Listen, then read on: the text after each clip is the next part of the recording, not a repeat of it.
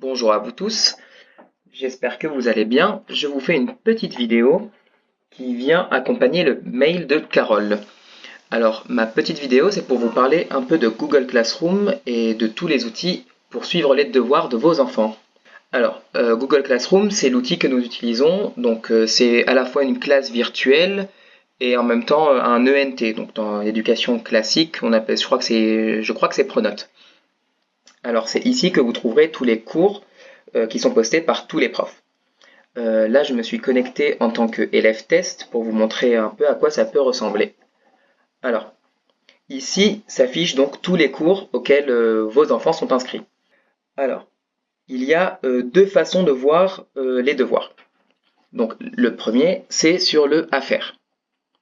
Donc, si vous allez sur l'onglet à faire, hop, ici on a donc un peu l'agenda donc par semaine. Donc, on a des devoirs qui sont sans date limite, donc qui ne sont probablement pas des devoirs.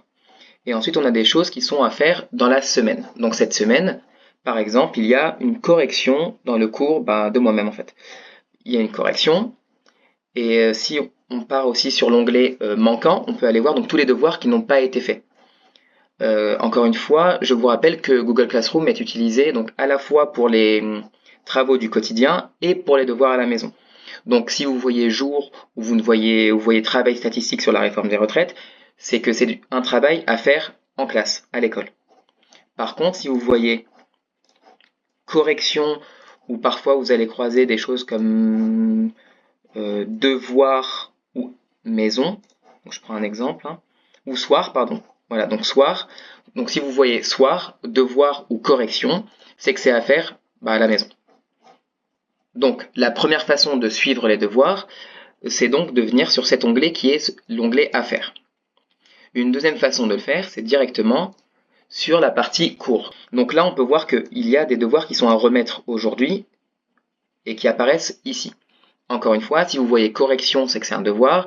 Si vous voyez devoir ou soir également. Par contre, si vous voyez today ou autre chose, c'est que c'est un travail qui a été fait à l'école ou qui sera fait le lendemain matin. Également, dans son mail, Carole parle de manuels de français, de maths et d'anglais.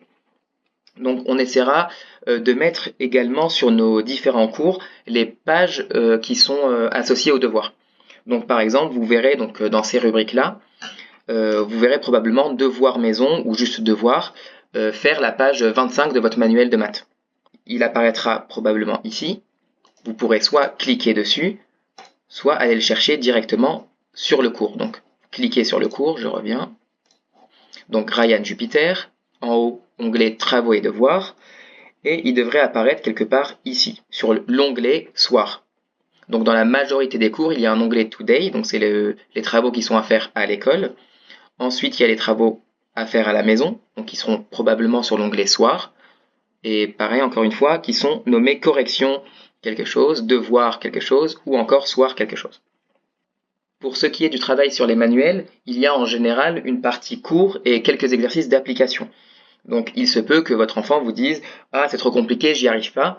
C'est pas très grave, au contraire, c'est toute une démarche d'apprentissage. L'objectif, c'est quand même de lire le cours, de lire les exercices, essayer de les faire. Et si on y arrive, c'est très bien.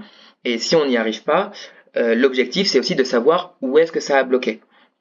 On a parfois des élèves qui viennent et qui nous expliquent « Ah, je n'ai pas compris ». Et quand on leur demande ce qu'ils n'ont pas compris, ils n'arrivent pas à nous répondre puisque souvent, ils se sont arrêtés dès le moment où ça a bugué.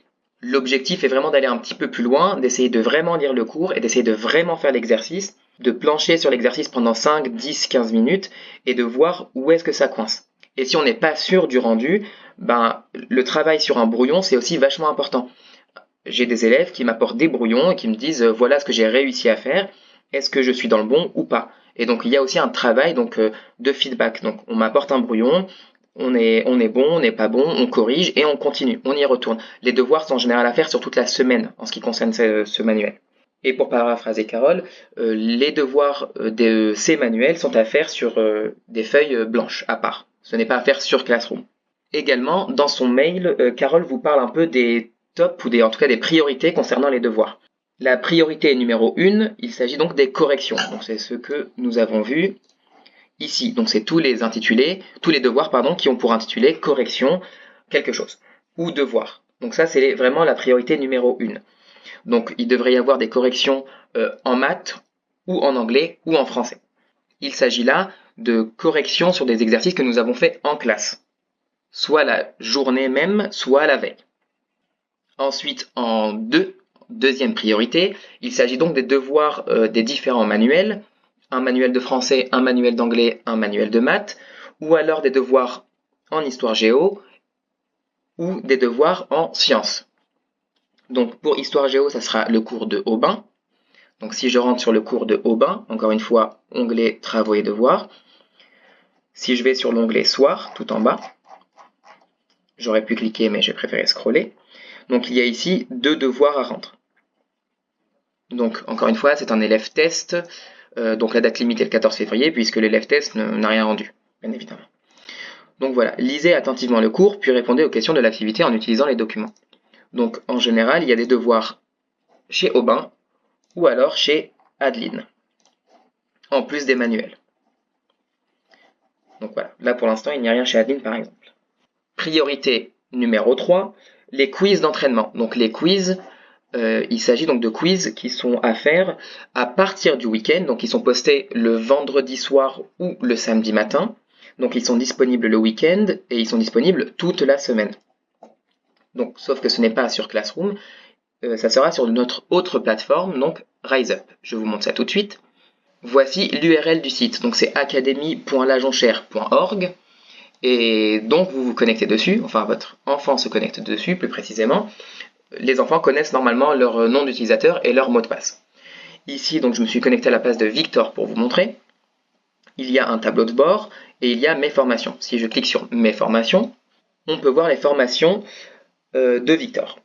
Donc mercredi Saturne, donc il s'agit là de la formation sur laquelle nous allons faire les quiz le mercredi à l'école.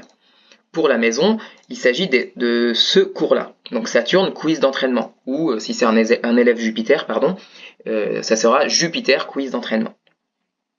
Donc si je clique sur commencer ou sur reprendre, voilà, à gauche il y a des quiz de maths, des quiz d'anglais et des quiz de français. Et aussi parfois il y aura des quiz d'histoire géo. Il y en a plusieurs, on n'est pas obligé de tout faire, mais l'objectif c'est d'essayer d'en faire un maximum. Plus on en fait, et plus on sera bon, plus on s'améliore, etc., etc. Donc là, par exemple, on peut voir que Victor a fait 100% sur celui-ci et que le premier est à faire. Nous avons anglais et français encore une fois. Donc encore une fois, je répète, ces quiz sont disponibles dès le week-end et restent disponibles toute la semaine. L'objectif étant de s'entraîner plusieurs fois, puisque le mercredi, nous essayons de les mettre dans des conditions un peu d'examen, où chaque élève se retrouve à sa table avec son Chromebook, où il a un autre quiz à faire en anglais, un autre en français et un autre en maths. Aujourd'hui, je vous avoue que les entraînements sont très peu faits. Donc là-dessus, on compte sur vous pour motiver davantage vos enfants. Donc pas besoin de faire tous les quiz que nous postons. Ici, j'en ai mis 7 par exemple en maths.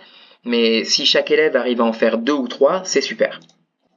Ensuite, si je reviens sur Classroom, la priorité numéro 4, il s'agit du vocabulaire en anglais. Donc, il y a une liste de vocabulaire sur le cours de Jacqueline, il me semble. Donc ici, l'élève test ne l'a pas. Mais normalement, vous devriez trouver quelque chose ici qui s'appelle vocabulaire. Vous devriez de votre côté trouver quelque chose soir-vocabulaire anglais. Et enfin, priorité numéro 5, il y a de la lecture. Donc, sauf erreur de ma part, il y a toujours de la lecture en anglais et en français.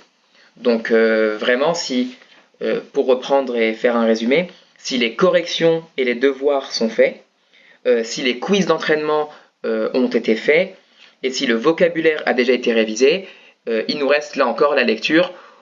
Bien sûr, l'objectif n'est pas non plus de les faire travailler 4 heures tous les soirs en rentrant à la maison, mais aujourd'hui on trouve que le travail à la maison est très peu fait. Donc voilà, on compte sur vous, j'espère que j'ai été clair et je vous dis à bientôt.